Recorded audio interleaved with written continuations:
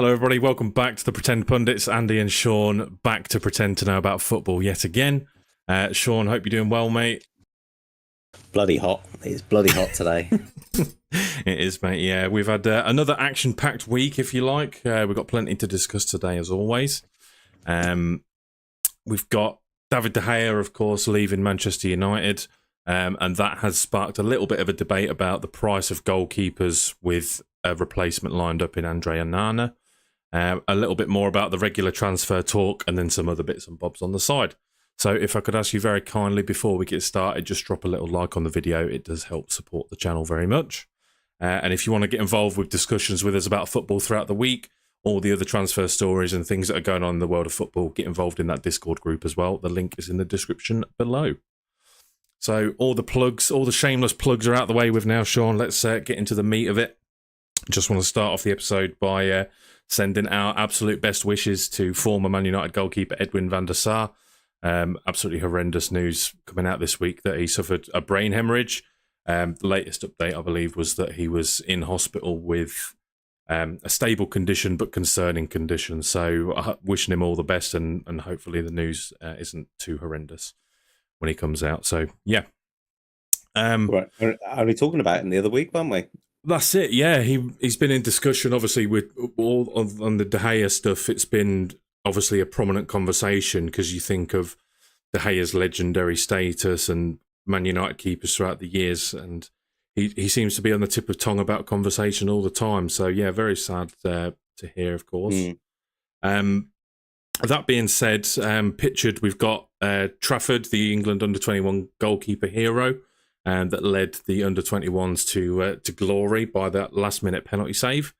It was an exciting game, Sean, wasn't it? I don't know, because I didn't watch it. Shame on me. Shame on you. Yeah, it was amazing. Red cards dished out at the end for staff and players. Yeah, it had everything. Incredible for England to go through the whole group stage, the knockouts. That final minutes where it was a soft penalty. I give them that, incredibly soft, to not concede all tournament. Fair play to the lads. Yeah, that was it that surprised me the most. I mean, there was a stat. Was it yourself that posted in the Discord group about the last time they was in a final against Germany? Yeah. That's one of my favourite stats ever. I think it said that 6 of Germany's squad. So the last time England under-21s reached a Euro final, it was against Germany. 6 of that Germany squad went on to win the World Cup. 7 of the England players went on to play for Sunderland. So, as the saying goes, there are levels to this game. But I love that stat. Yeah, absolutely. Congratulations to the under-21 boys. A lot of promising youngsters, especially. They're all big names in the Prem now, aren't they? You know, you got your Cole Palmer, Smith Rowe, who's been about for a little while too. Yeah. Angel Gomez, who's been around. Jacob Ramsey. Anthony Gordon, a really good crop of players. So it's not just good news for England, but it's also good news for the Prem. The most impressive player, I must say, is that Chelsea centre back. Is it Levi Colwill? Colwill, that's it. Yeah. Unbelievable that guy's got so much composure for a centre back. It's scary. If he will be a phenomenal centre back. Yeah, and I mean, as an England fan, I'm absolutely buzzing for it. I'm not. It's unfortunate that he doesn't play for United, but yeah, as an England, it's, you know, when you look at, we've got Harry Maguire, Eric Dyer, Tyrone Mings, you know, we need someone to burst into the scene in centre backs and be a real dominating presence, you know, a Sol Campbell, a Rio Ferdinand, someone who's going to, you know, get the game by the scruff of the neck and just make sure that it doesn't matter if it's Pickford in goal, you're not getting past me, first of all. He was phenomenal, absolutely phenomenal. Brilliant. So we'll kick it off then. We'll move on to the David De Gea stuff. So David De Gea, after a bit of a circus, it seemed, with Man United and David De Gea, he announced, was it yesterday? Or no, Friday, wasn't it? He announced on Friday that he was going to be leaving the club. And it's left a bit of a poor taste in my mouth, to be honest. As you said before, we had the conversation and debate whether or not he's a legend, and we both laid it down in our opinions that yes, he was, and it's not an uncommon opinion either. And the way it's happened, you look back now at his last game at Old Trafford and the way he waved out to the fans, he must have had an idea in the back of his head there, but it's still not right either way.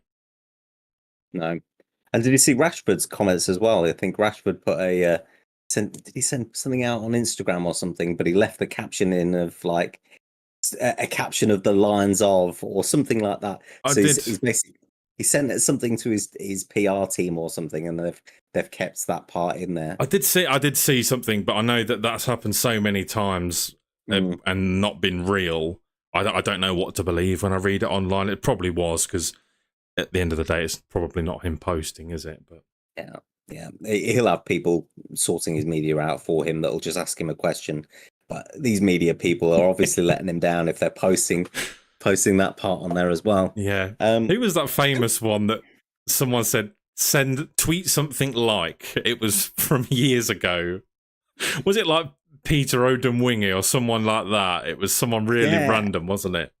Because I was thinking Denver Bar or something, or somebody of that kind of era, wasn't it? If there is anyone that's watching that remembers that, because there was it the Jolien Lescott with the car?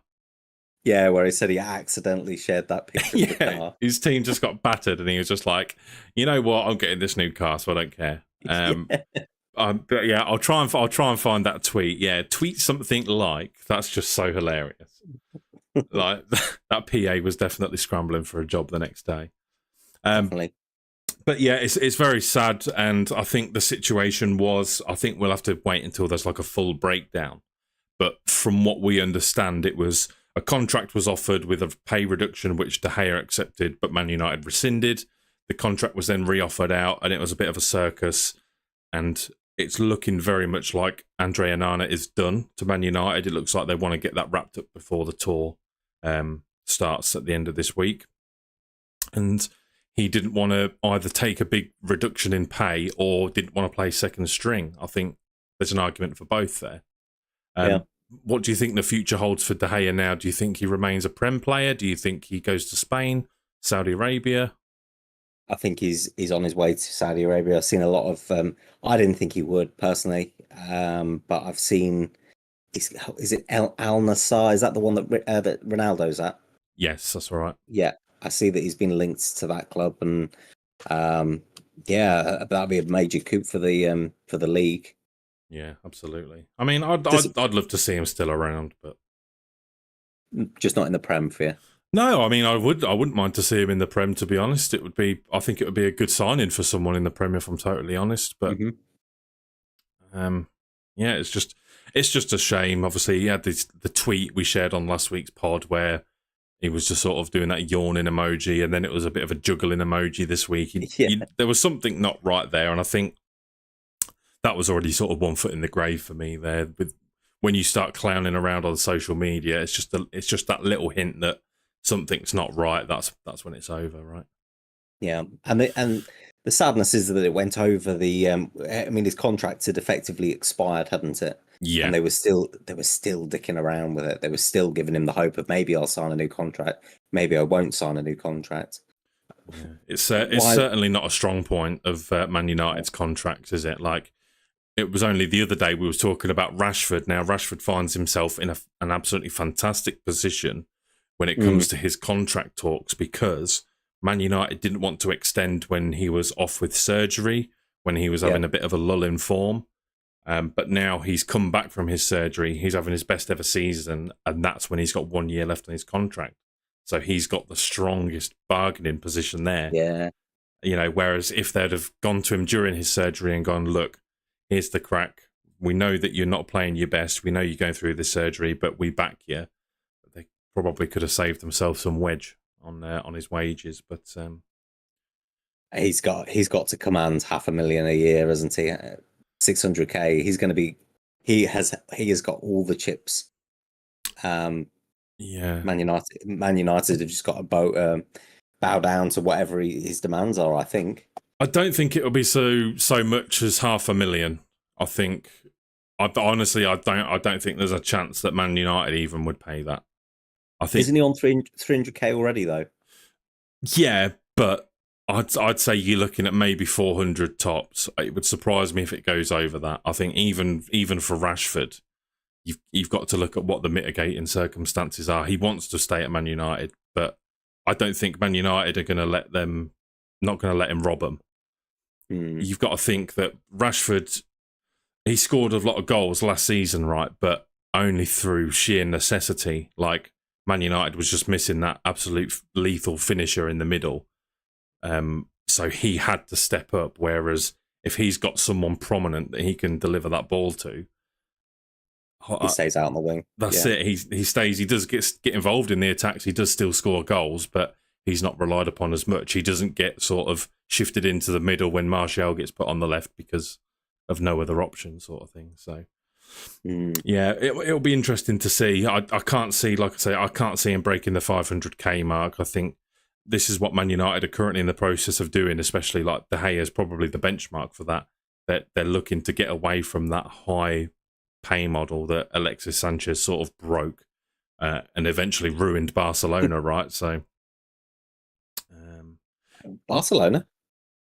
Yeah, their wage model just sort of got destroyed by Messi, didn't it? Oh, yeah, sorry, I was going to say. Yeah, so I thought Sanchez had ruined them as well. Oh, no. Well, no, he hadn't. He didn't quite command the 1.5 mil a week or whatever it was Messi was on, but yeah, you need to keep the structure. It's something that, like the likes of Liverpool have commanded for so long. And yeah, moving on from that then, we'll talk about the price of keepers. Like I said, Onana is set to move to Manchester United this week. Talks kind of progressed very, very quickly on that move. And the price, I think they're going to be settling somewhere in the 50 million region with maybe add-ons. Now, Inter wanted 60. Man United initially offered 45, and it's been met somewhere in the middle. What the final fee is yet, we don't know, but it's going to be done this week, right?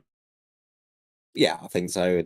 And what a player he is. I think I can't remember. Is he Cameroonian? Is it Cameroon? I think so. Yes. Whatever nationality he is, I remember reading an article by The Athletic a little while ago that he was dropped from the national team because he refused to stop playing from out from the back. And there was a game that he was the he had more touches than any other player on the pitch at that time. And then once they realised the quality that he has, they reintegrated him into the team, but he didn't want to play for the team either at that point. And now you look at how important he was to Inter Milan. Yeah, I think he'd be an excellent signing for you guys.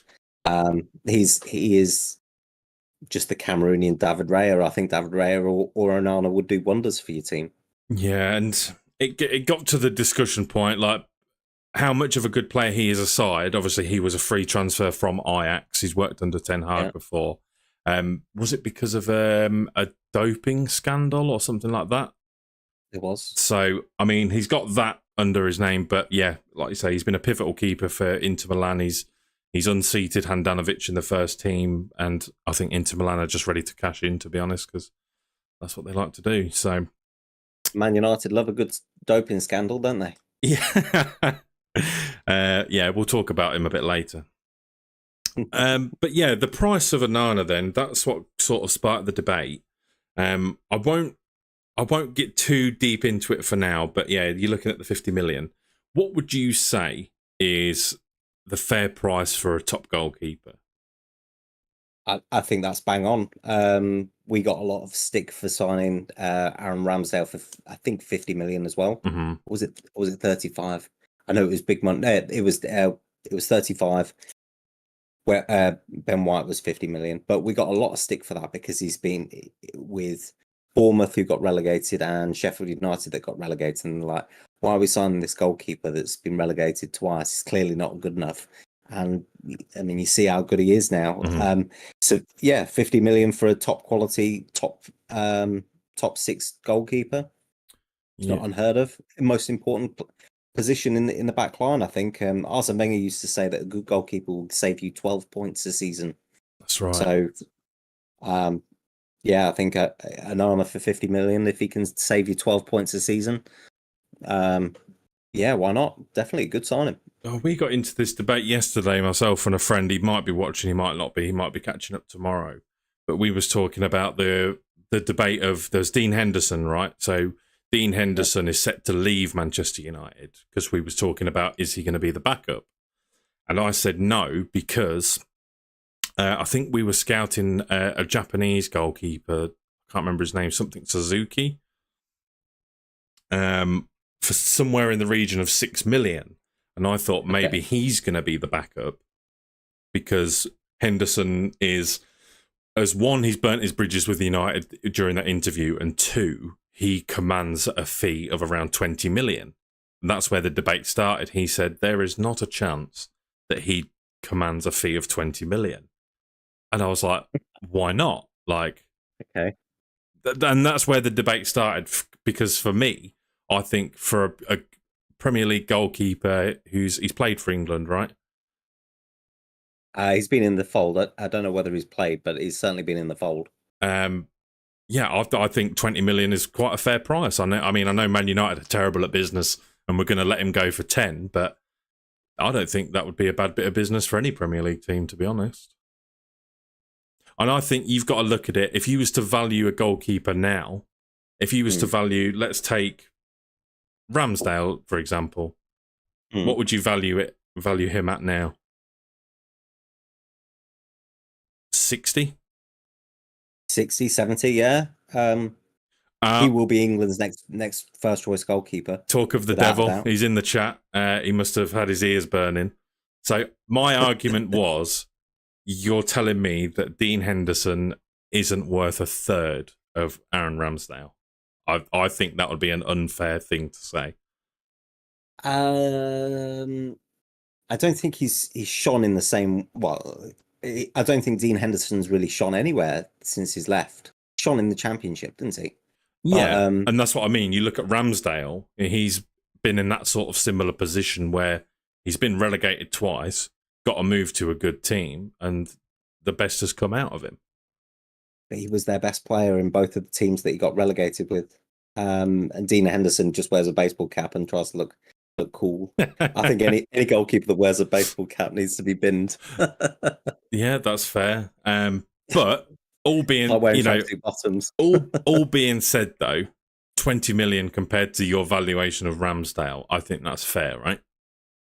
I'm not saying we're going to get 20 million, like I said, because we're terrible at business, but to ask if that's your price, and we'll negotiate somewhere in the middle, like 12 or 15 or 12 that will go to 17 or something, then yeah, fair enough. Like the England goalkeeper, the under-21s goalkeeper, that James Trafford, City is selling him to Burnley for 19 million. Yeah, if you compare the two players, Dean Henderson and James Trafford, yeah, maybe Dean Henderson's a better goalkeeper. But the potential is higher, isn't it? And I think Dean Henderson, maybe he's peaked. Maybe we've seen the best of him. Yeah, I think his attitude probably lets him down. Yeah, you're right, and he's probably weakened Man United's bargaining position by that interview that he did last year. Yeah, and I honestly think anything above 10 million would take for him, to be honest, because apparently our name doesn't end in City, so FFP actually does apply to us. Yeah. So we need to make sales in order to complete our signings. But yeah, for me, I think Kepa still gets overlooked as the highest priced goalkeeper. What was he, 75 million? Something like that? Yeah, 70 plus money. He was huge money. And transfer fees are always a funny one for me, because the way I look at transfer fees is it's almost like it doesn't matter that much unless you're getting ripped off. So yeah, a fee is a fee at the end of the day. Like Declan Rice, 100 million. You know, if he has a bad couple of games in a row, 100 million for this. You know, and if he has a good few games, it'll be, you know, oh, well, you should do for 100 million. It's just going to be the fee is going to hang over the player so much. And that's what's happened with Maguire. Do you know what I mean? Like, his transfer fee, no matter, every time he's made a mistake, it's just been 80 million. But when he has put in good performances, no one sort of batted an eyelid. So it was Mourinho that signed Maguire, wasn't it? Solskjaer. I think Solskjaer was it. Yeah. I remember seeing some video, and whoever it was that signed him said that they decided that it was Maguire that they wanted against when they played Leicester, and somebody showed the clips of the videos of the game that United played against Leicester, and Maguire was all over the place. Yeah, he's starting to do my head in as well. He's another one. He's just going to be the next Phil Jones, as far as I'm concerned. He's refusing a move. He's being stripped of his captaincy. He's getting told fourth choice in your position. Sorry, has he been stripped of the captaincy? He's set to be. It's not official yet, but he will be. Wow. I would absolutely love to see it given to Casemiro. I think Bruno is doing a good job, but I think Bruno needs to not focus on being the captain. He just needs to focus on being on his A game next season. And stop being a whingy rat. I'll take the whingy rat if he's fucking doing a midfield performance like an absolute madness. But yeah, Mason Mount is there. I still don't know how to feel about that. I'm still not excited, but we'll get onto that when we talk about transfer talk. But yeah, is there any other goalkeepers that are sort of shifting around at the minute? I know. Yes, so that spoke about that CEIS transfer value thing for goalkeepers. It's currently got Aaron Ramsdale at 79 million euros, the highest valued goalkeeper in world football at the moment. Mm-hmm. Just fractionally behind it is Donnarumma, Alisson Becker from Liverpool, Diogo Costa from Porto, Ederson from Man City in fifth. Apparently, his transfer value is only 57 million euros. Oh, wow. Yeah. Onana's on here at 37 million euros. So if you're spending 50 million euros, maybe you're overpaying a little bit, but overpaying is subjective. It's overpaying if you've got a good first choice goalkeeper, but currently your best goalkeeper is not Dean Henderson, Tom Heaton. So yeah, I think 50 million is subjective. If it's probably that value to you guys. Right. Fair play. Yeah, I think it looked to be something like 50 million euros plus 5 million. That's the theme of this transfer window, right? Everything's plus 5 million in add-ons. Seems to be. Turinator says, to be honest, if I was a bad footballer on good wages, I'd probably refuse to leave. He's not getting them wages anywhere else. That is true, but I don't think that's talked about enough. I think that is a huge disrespect, and I think it makes you look like a fucking mug. But it's not talked about enough. I just don't get it. It just absolutely baffles me. Right? Maguire is a good example because you can discuss how much of a terrible footballer he is and how he shouldn't be playing at the top level. But let's just go generic. He's not in his position because he's a bad footballer, right? He is a professional footballer. What it takes to get to where he is fucking hard. So he's in that position, and as a professional and as a stand-up professional, why are you not wanting to play football? Yeah. You've got 15 years as a professional footballer, give or take a few, haven't you? Yeah. A football career is short. Do you really want to spend 4 of your years sat on the bench waiting for your court sentencing in Greece? Is it next year now that he's waiting for that? I don't know, but do you really want to? I mean, I know I sit there and say, it's what you say when you're talking with your mates, where you go, "Oh fucking hell, I'd sit on the bench for that wages." It's just like, that's because it's astronomical numbers to us. It's normal to footballers. It's like, and this is what managers come out and try and tell you all the time. They try and say, Solskjaer was the biggest one. He goes, "My hardest job every single week is to only pick 11 players for this squad because I've got 23 that want to be on the pitch all the time."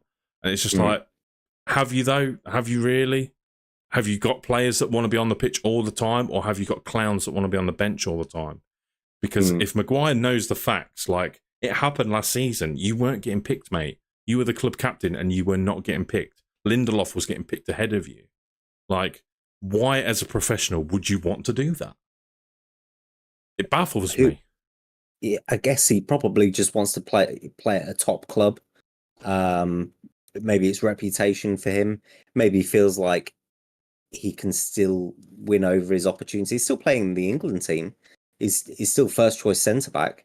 So maybe he feels like if he left and went to a different club, then his position in the England team might suffer as well. If he went to Saudi, would he still be first choice centre back for England?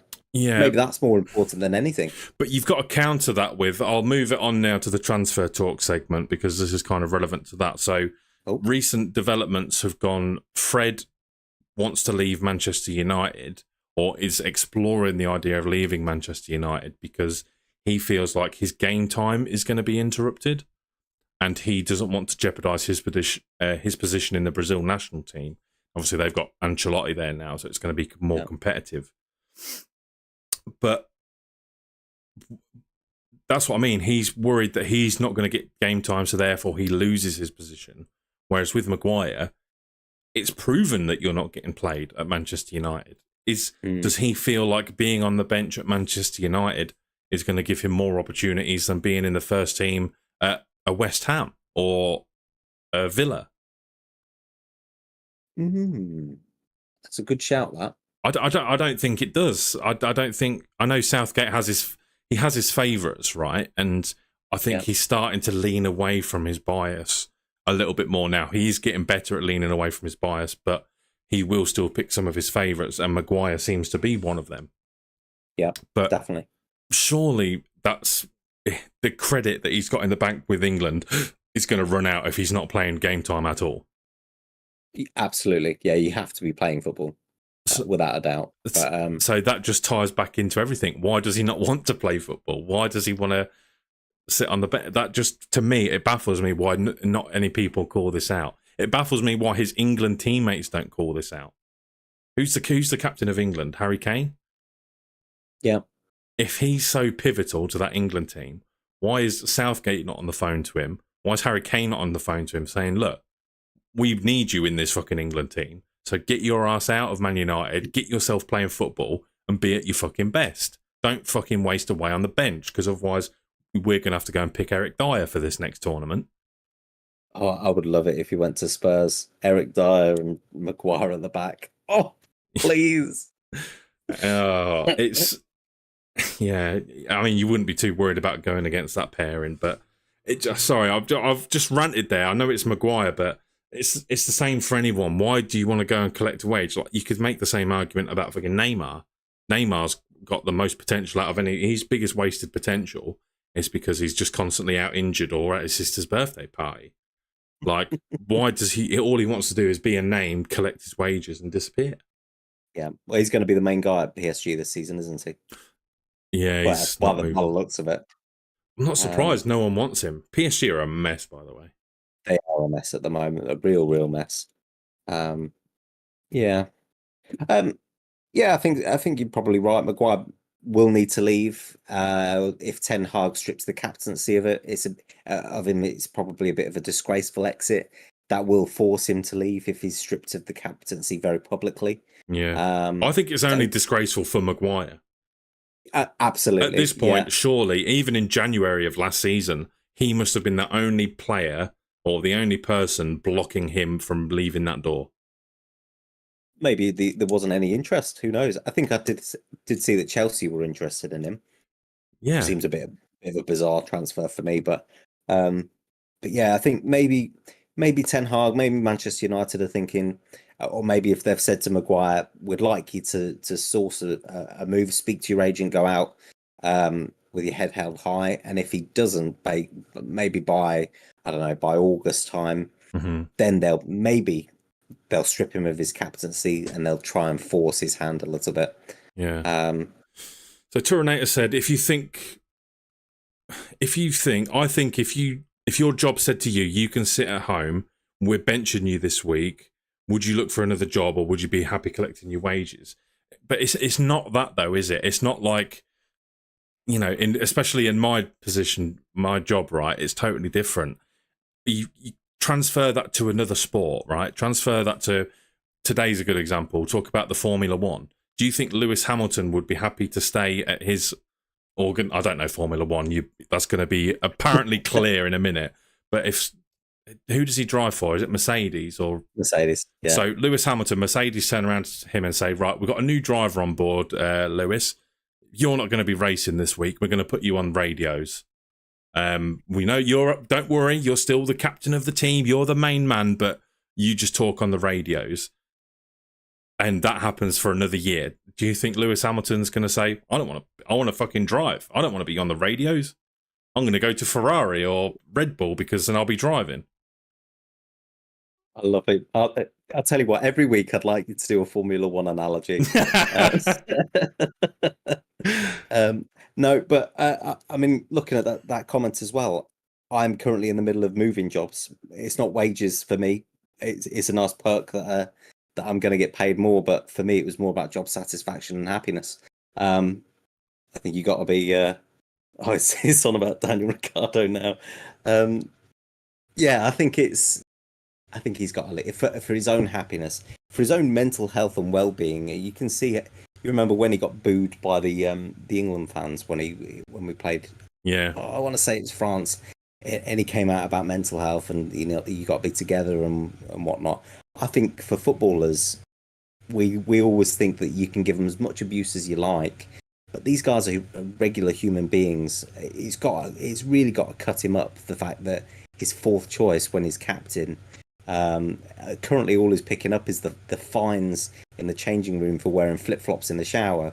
That can't be a very satisfying job role that you've got. But it's kind of like that meme of Jeremy Clarkson going, "Oh no!" Anyway, that's what it's like. Him getting booed by the England fans. He's like, "Oh, my mental health." Anyway, I'll take my 250 grand a week now. Like, yeah, he doesn't see it like. The reason he's getting booed, whether it's right or wrong, I don't think you can cry mental health because you're getting booed. They're booing you because you're in the dream position of hundreds of thousands, even millions of young lads across the country who have grown up wanting to be a footballer. You're now in a privileged position as a professional athlete and you're turning your nose up for the money. Like, you're just a sellout at the end of the day, right? Who was he captain before him? Before Maguire. Yeah. Now. Sorry to put you on the spot. Oh shit! I couldn't actually tell you. I don't know who it would have been. Oh mate, does it matter? Yeah, I've put me on the spot. No, it wasn't Pogba. Oh, God, can you imagine Pogba being your captain? Not important. I just wondered why you would have put Maguire as captain. That's going to bug me now. Yeah, because I remember even at the time it was a questionable decision. I feel like it could have been Rashford. What, club captain? Yeah, whoever was the captain wouldn't have been the captain for very long. I'll do some research. Yeah, have a look because that's going to bug me. Give me a clue and I'll see if I can remember who it was. But no, it was a strange decision, and I think that was Solskjaer's way of, that was his decision, that was his way of saying, look, no matter what anyone says, I believe in you. You're going to be the captain. You're the lead. You're here for a reason, and the reason is because you're going to lead the team, and that's just not really gone well, has it? The captain before Maguire was the youngest captain that you had. So it was Rashford, was it? No, he was Ashley Young. Oh dear, Ashley Young. Yeah. Oh, of course it was. Yeah. Yeah, that was strange. Speaking of which, he's linked with Everton, I see, this week. Yeah, wouldn't be a bad move for him, I suppose, at his age. Bit of a... Well, still being in the Prem is a miracle by itself, to be fair, but is that... Who would he be replacing then? Is he still at right back? Because obviously Coleman's injured, isn't he? He is, yeah. So maybe it's a short-term solution for Seamus Coleman. Although Seamus Coleman's quite old as well. I think it's 32 or 33. And he's got another serious injury. Yeah, he'll want to come back for a swan song after his injury, though, won't he? Maybe just for a game against Luton. I just wish Ashley Young would admitted that he ate bird shit. For me, he would be he'd be a Premier League legend if he just admitted it. Oh, I don't know. I wouldn't go that far. But yeah, transfer talk. Then we'll get into that. But yeah, Harry Maguire, if you're watching this, fucking grow up, mate. You're a professional. Sort yourself out. Pull your act together. Grow up. We'll start with transfer talk then. So as always, we'll start with our clubs. Sean, what's been new with your club this week? Obviously, last week Rice and Havertz wrapped up. Signing number 3 inbound, is it? Julian Timber on his way. His brother announced it on Twitter or something this week. There has been rumours that Declan Rice has been at the training ground. Danny Murphy said that he went for a full English at a cafe and bumped into Declan Rice. Where are these cafes and why can't I bump into professional footballers there? Yeah, some good signings. And then Robbie from AFTV still seems to have a bloody hard on for us getting an Mbappe. It's like, we're not signing Mbappe. Romeo Lavia, he's been linked. That Fresner, right back from somebody in Spain. There's loads of transfer gossip, but yeah, nobody is coming in for Cedric. And that is my biggest gripe so far. There it is. It was 36 minutes into the podcast until Sean mentioned Cedric this week. Yeah, 36 minutes. I did see something actually. Again, when you scout in the wonderful world of Twitter, you do come across some shit, but sometimes there's some nuggets on there. Not shit nuggets, but actual nuggets of information. Someone said that Mbappe, if he was to come to the Prem, it would only be Arsenal that he would choose. So we're massive, mate. I mean, like I said before, the next Henri. We'll talk about Mbappe now then, because Man United transfer news is never interesting. There was a story this week, and let me just load it up. You shared something in the Discord, and it was it contradicted itself, as most football stories do. It contradicted itself very quickly. So it's about Mbappe, the CEO of Paris Saint-Germain. So he said, no, what was happening was Kylian Mbappe has been warned that Paris Saint-Germain will be forced to sell some of his teammates if he tries to move to Real Madrid as a free. So essentially what's going on is he's got 1 year left on his contract. It's a bit political at the minute because PSG, it's obviously within their interest to get him to commit his future beyond a year. Because if he's got a year left on his contract, when January comes around, he can already arrange to make a transfer to another European club, right? It's scary, isn't it? A player of his value. Absolutely. And I mean, the PSG, this is the thing is, PSG are going to look fucking stupid now because Real Madrid come in, was it like 180 million bid last year? Very late on in the window. And I understand why PSG don't value 180 million because they've got so much money backing them. But now they can't turn around now and say, oh, commit or get sold so we can recoup your fee. It's like, you've just turned down almost 200 million, so you're an idiot for doing that. But it says that he's been given a deadline of the 31st of July to commit to staying at PSG, or he'll be sold to the highest bidder this season, so before the end of the transfer window. But at the very end of that, so before I get the next bit, it says, commit to PSG before the end of July, or we're selling you to the highest bidder next month. But then it says they accept privately, they can't force him to sign an extension, and they also can't force him to leave against his wishes this summer, which they can't. Nope. So it's that phrase that you mentioned earlier. He's got all the chips, he's got everything in his power now to do whatever the hell he wants. Yep. The question is, what does he want? What does he want? The transfer fee that he commands, it makes no difference to him. He would have to take a massive pay cut if he was to go to Real Madrid. And that's with the financial fair play that's in Spain currently. There's no way that he can be on 800k a week or whatever obscene amount of money that is on at PSG. So, yeah. So he wants a year of his PSG wages, essentially, right? Yeah, I'd guess so. And then leave on a free, and then Real Madrid will pay more per week to Mbappe because they don't have to pay an obscene transfer fee. That's right. Makes sense to me. That's if I was Mbappe, that's what I'd be doing. Yeah, and I think, is there really any room to negotiate? It looks like it's only really Real Madrid that is his destination. That's who he wants. They want him. He wants them.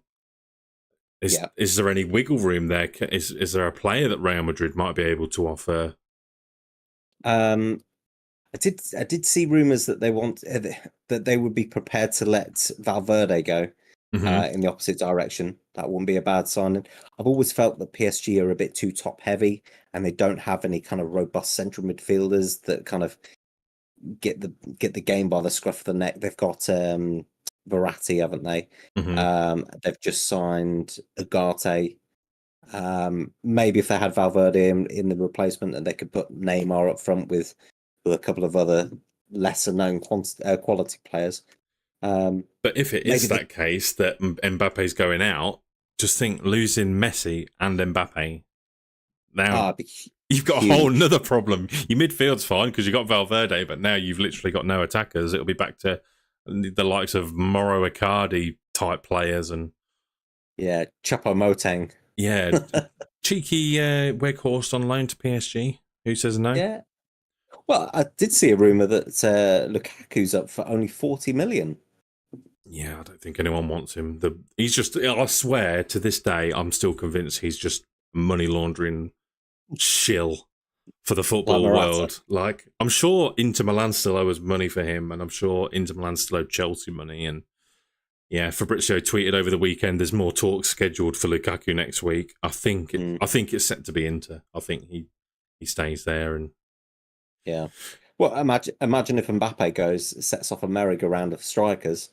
Lukaku goes to PSG, and maybe somebody goes to Man United because you guys desperately need a striker. Surely he's not that high up the pecking order. And an interesting one that come out actually this week. So I think now that Onana is almost done, there's the small matter of our priority signing. You know, the priority that you'd make the signing of before signing a goalkeeper and a midfielder priority. Rasmus Højlund or Erling Haaland off Wish. From Atalanta. Atalanta commanding, I think, somewhere between 80 and 100 million, and Man United wanting to pay 60. Oh no, what was it? Man United made a bid of 45 million, and it turns out that was fake. But yeah, somewhere around the 60 million euros mark for this player, right? Which is fine. He looks good, for that value with the potential and his age. I think if he doesn't suit, you can always sell him and recoup 30 million and accept the mistake. But all that being said, Greenwood in the other direction was talked about. Now, again, as we spoke about before, it's going to have to be a sort of ruthless business decision when it comes to Greenwood, because obviously, in the eyes of the law, he's not guilty. I didn't say innocent. I said not guilty. He's still suspended by Manchester United, having whatever internal processes are going on there. But if he's going to revive his career and no one knows what he can do, where does he go? Does he go to PSG? Does he go to Atalanta? Does he go to somewhere still in England? Who knows? But I think if we can get some sort of money off Højlund for him, I'd happily take that. You just straight up swap him and then pay 20 million or something. I think it was a loan. For Greenwood. Yeah, a Greenwood loan. And this is the thing is I don't understand why it's going to be a loan, but that's just what the rumours were. Just had a look at Højlund's career stats. He's got 44 goals in 116 games. Not particularly lethal. Is he the type of striker that you need? He looks big, tall. Yeah, I think that's all it is. He's the mould of a striker that we need, but it's more of a, instead of getting 100 million for Kane that's guaranteed, you're looking to save on arguably potential, which I don't think it's the right move. But I think, as we've discussed a number of times, there's obviously something more to this Harry Kane stuff. I think it was confirmed that Bayern Munich made a second bid. I think he's stupid, personally, to turn that down. I know he wants the record, but you go to Bayern Munich, there you go, there's a league title guaranteed before you've played a game. Yeah. Champions League football. But I still think if we can, we should make a madness move for Kane. I think that I'd be happy with that. I'd be happy with Kane and no more signings. New goalkeeper, Mason Mount in midfield, 1 or 2 out the door, and then we'll reassess in January. And that wouldn't be a bad window for you guys either, a goalkeeper, Mason Mount and Harry Kane. I still think we need we still need a backup striker to Harry Kane also, but that's where you turn away. If you end up having to pay 100 million for Kane, you turn away from Højlund at 60, and then you pay your attention to someone who's 15, 20, a young striker. I heard we was linked with Balogun as well. Or it is going to cost you. I see it's 50 million and apparently quoted to Chelsea. But this is what I mean. How is he 50 million? Like, how is he 50 million? Like, his goals in League One, what do they mean compared to 30 goals in the Prem? Like, he's not half the value of a Harry Kane with 1 year left on his deal, 100 million. Balogun with however long he's got on his deal. I'm sorry, that's not 50 million. It is if you're Man United, but sorry, no. If you're a 21-year-old striker in the French league that only scored 2 goals less than Mbappe, you'd say, oh, bloody hell, I'll have some of that. 21-year-old striker from League One. As soon as you say League One, this is why I still criticise Mbappe for playing at PSG. Yeah. Because, and Messi as well. As soon as Messi does it in a real league, he'll be better than Ronaldo in my eyes, but he hasn't. It's a big fish in a small pond, isn't it? Lacazette scored 4 goals for us in his final season. Mm-hmm. And he scored 26 in France last season. And this is what, up until last year, people were still saying that Mbappe was better than Haaland. Who's saying that now? Not many. Not many, if any. So he's gone around, he's dinked around in a Farmers League for a couple of years, broken records. He's come to the Prem and he's done it. He's come to the Prem and won a treble, in fact. Yeah. And scoring 50, how many goals was it he finished on? 54 goals or something? I don't know. It makes me sick. Yeah, something machine-like. But yeah, it's a tough one for United. You always have that feeling of there's going to be disappointment. So you think, as an example, the transfer window ends next week and we've got Mount and a goalkeeper, right? As good as them signings are, we've missed our priority. I always feel with Man United, we're always late to the party, but there's probably something big coming. I feel like it might be when we start our tour. Yeah, exactly. The perfect example, like with Casemiro. That just came out of nowhere one day. Oh, by the way, Casemiro's saying goodbye to his Real Madrid teammates because he's going to United. Like, fucking what? Like, with the Onana stuff, Fabrizio Romano's tweeted about it 8 times a day since Tuesday. So it's kind of obvious that this is coming. But yeah, the Casemiro one last year was very last minute. Do you think that the sale of the club has obviously got something to do with it? Will the Glazers want to put in £100 million for a striker, knowing that the club is going to be sold very shortly, and the bidding process has already been underway? Do you think they want to spend big money? The club was meant to be sold by February, right? So that's enough that you need to know about it.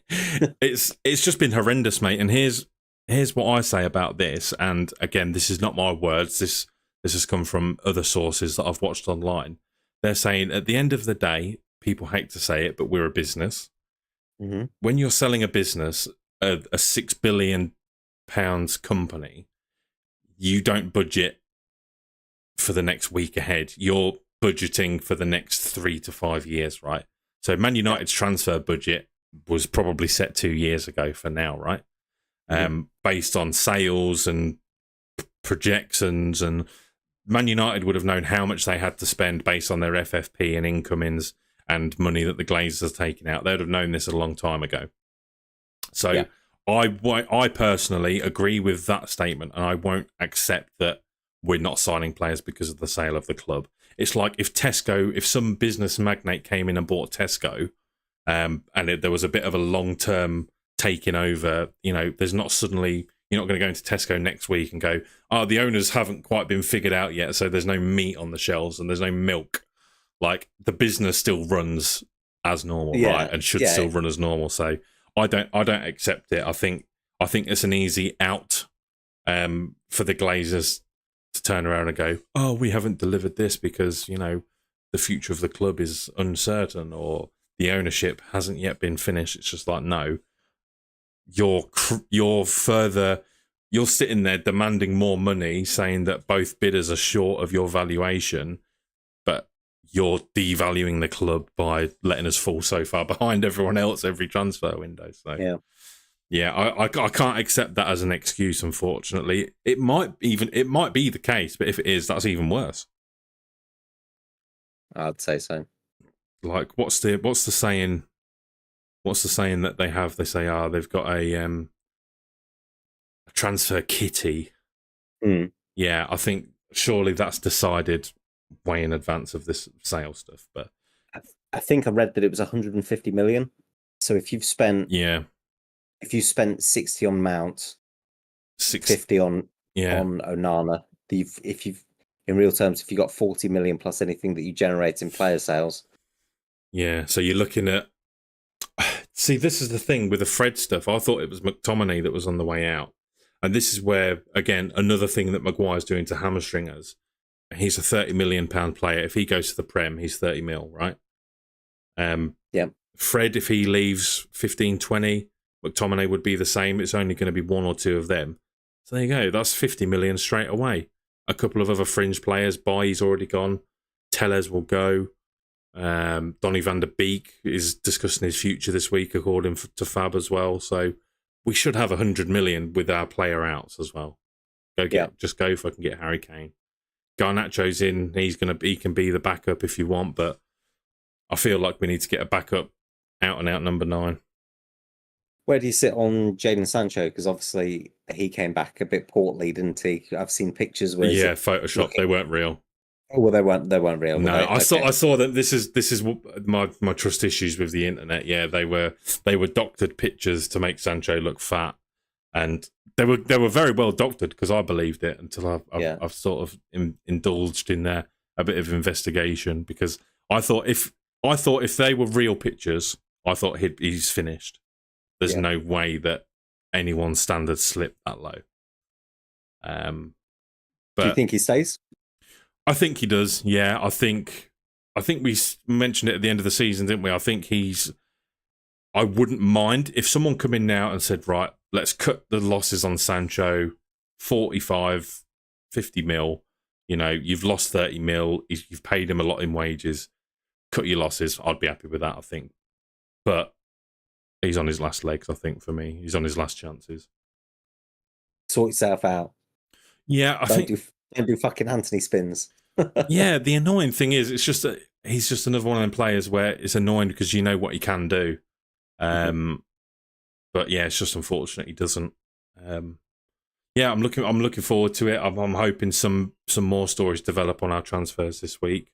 Has there been anyone outside of our clubs that you've seen a particular interest in, or? See, Lucas Hernandez said that just before we went live, didn't they? Yeah.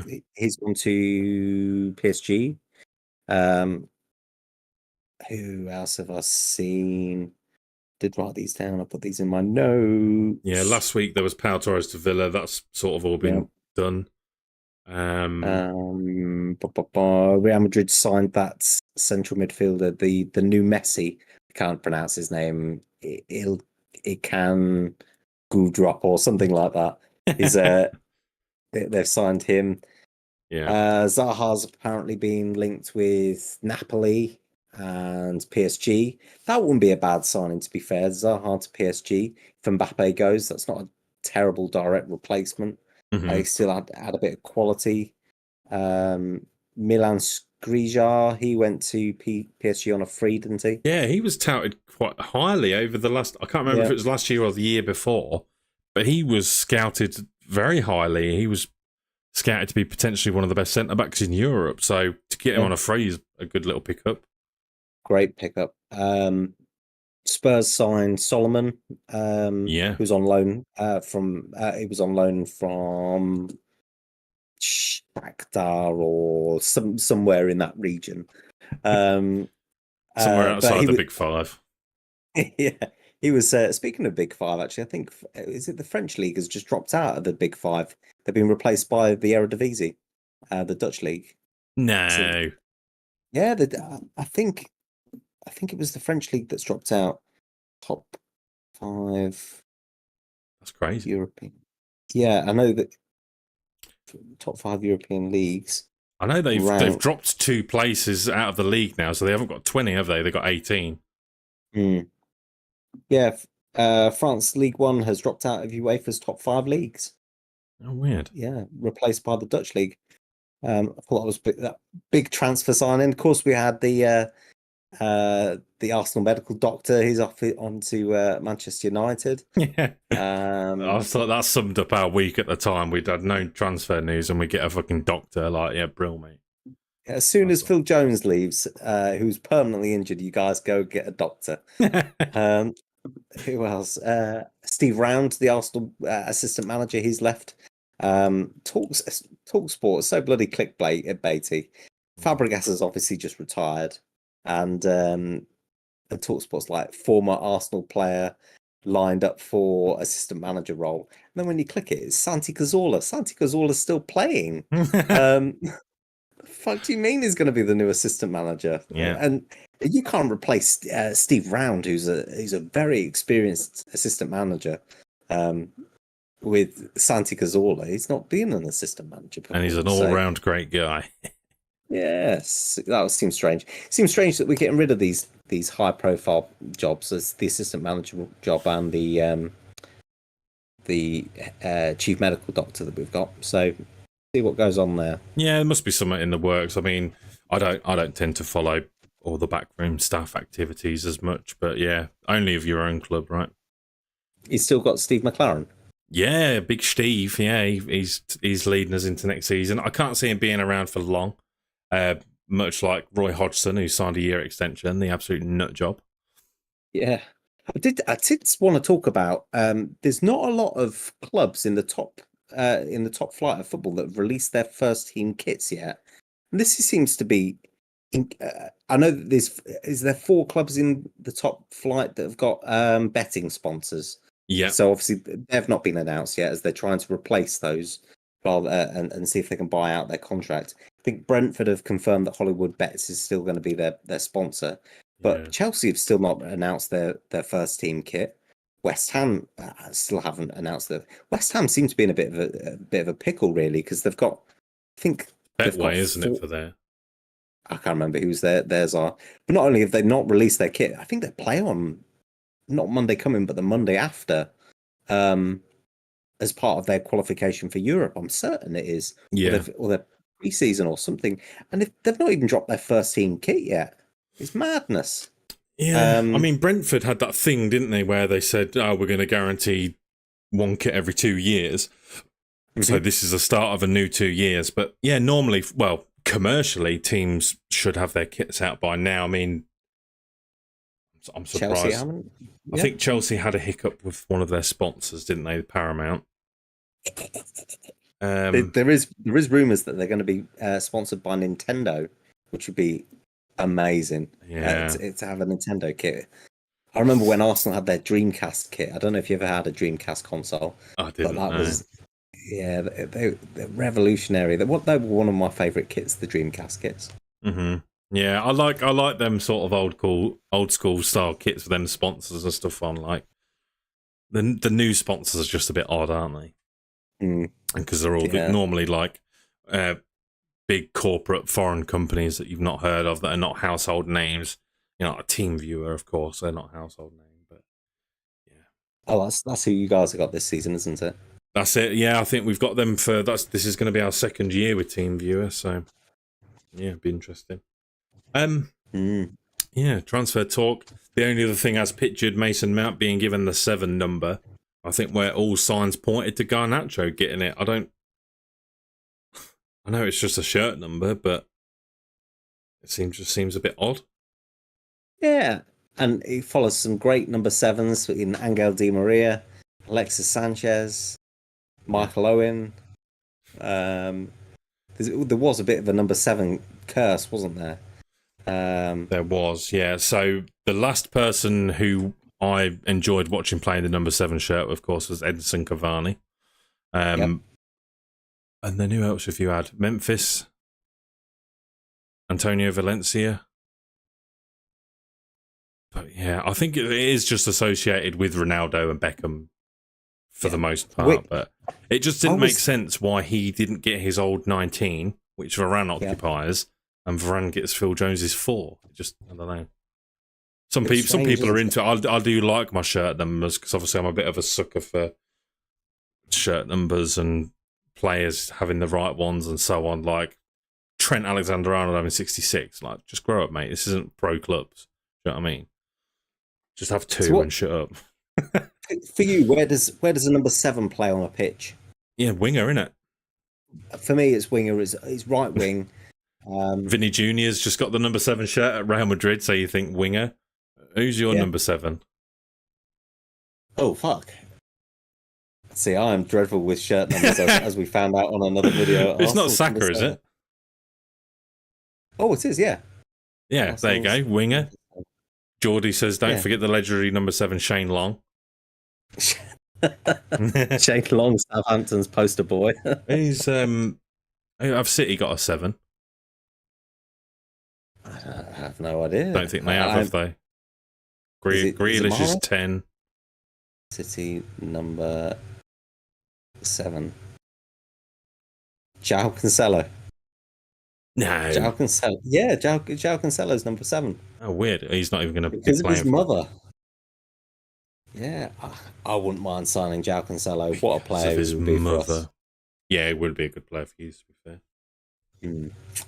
But yeah, Mason Mount 7, weird. Garnacho, because he got 7 million, was it Instagram followers? So he posted thanks for 7 million, but the 7 was on his shirt. And I don't know. Yeah, a bit of a strange one. I did see the little soundbite with Mason Mount and his dad calling Manchester United home. Scummy. Oh, Portsmouth fan. Yeah, oh my God. I've been loving every single little spoon. Just spoon feed me all that Chelsea bitterness, especially that absolute fucking wet white Rory Jennings. He was going, he should rescind everything he's ever said. How dare he? And all this, like, mate, it's really not that deep. Like, he was annoyed because he goes, there were fan-funded banners of him in the crowd. Just like, mate, get over it. Like, that's your fault for doing it just because he's decided to upgrade. Like, the banner, the big banner that said "a boy who had a dream," and then this week it's just him in Old Trafford going, "His dreams come true." I've been, honestly, the bitterness from the Chelsea fans is unbelievable. This was another debate we had yesterday. I said that I think we've taken Chelsea's best player, and if you take Thiago Silva, right, is probably their best player. He was player of the season for Chelsea last season. But Mason Mount was their player of the season for the last 2 seasons before that. So I'm just trying to think of who's a better player at Chelsea. There isn't, is there?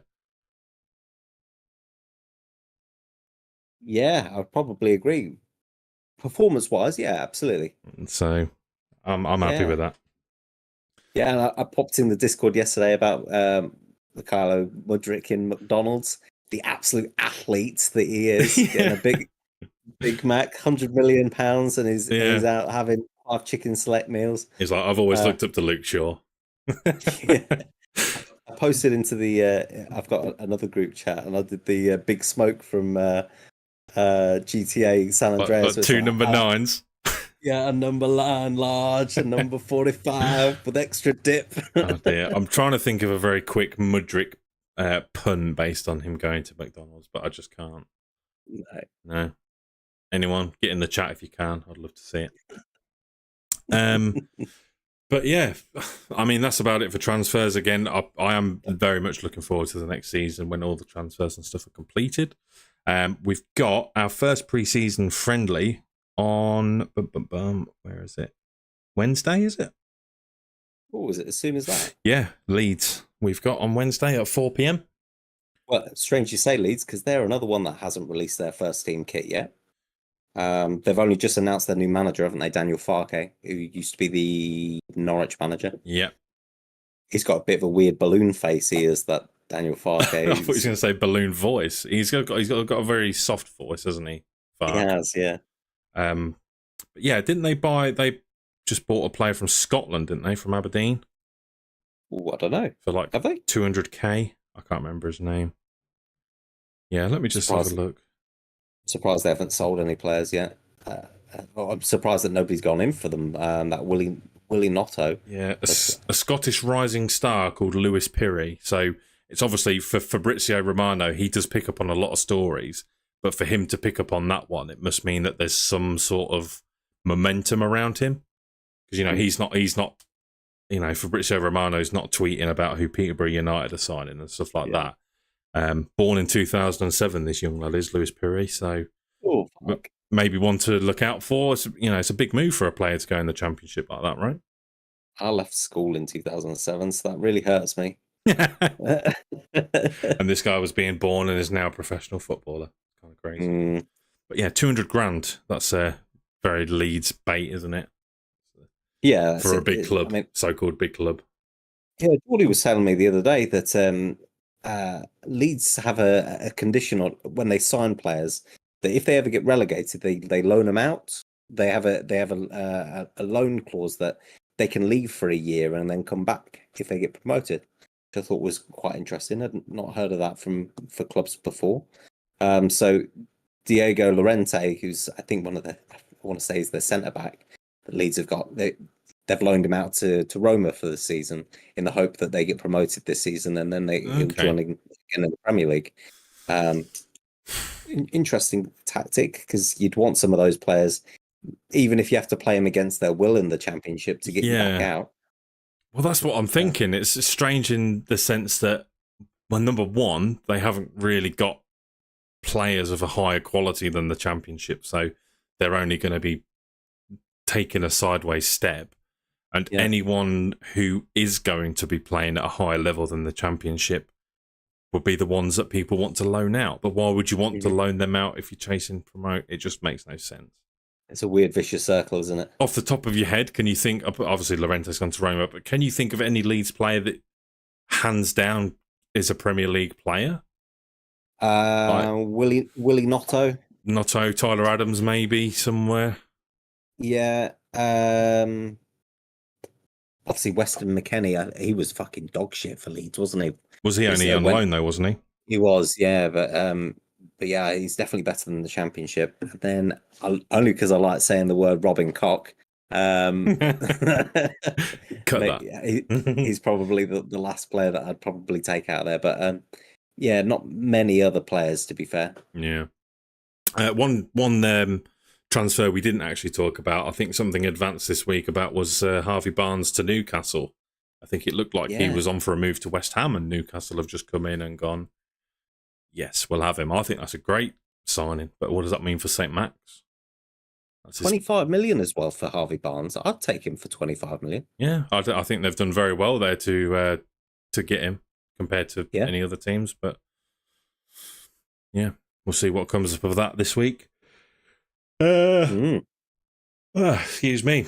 All right, I think that just about covers us for everything this week, unless there's anything we missed. We're going to start setting up the Fantasy Football League, ready for everybody else to join it if they wish. Yes, that's right. So in the Discord, we've got the Fantasy Premier League. We're yet to decide what the prizes, punishments, and all that sort of stuff's going to be. But yeah, get yourselves in the Discord. The code and everything to join will be in there.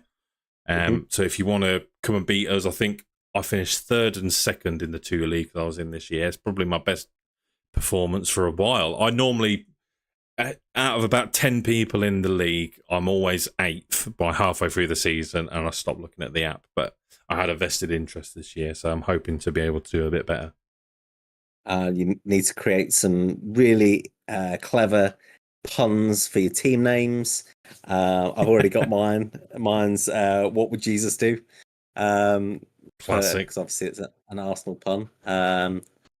Yeah, or I mean, I could go the old route in my old pro club days of Dick's Insider, or yeah, mate. Honestly, I've seen so many. Like, I want to see. I think we should just automatically award the league to the best name because there's always the same unoriginal. There's always someone called Baines on Toast.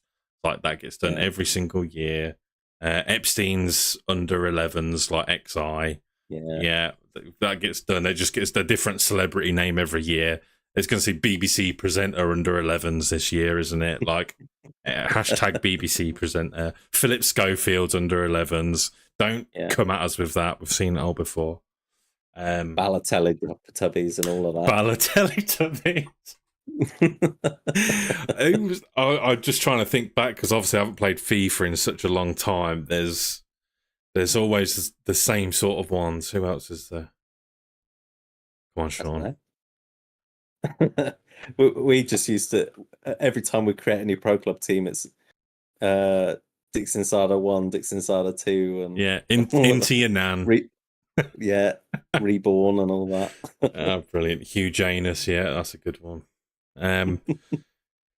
Right, we'll call it there then, and then yeah, like I said, the very top link in this video description is the Discord link, so get yourselves over there for everything that goes on throughout the week, and then we'll be back next Sunday for the pod as usual, with some pre-season friendly results and some, is it Europa League games, qualification games? Them results, they'll be next week as well, right?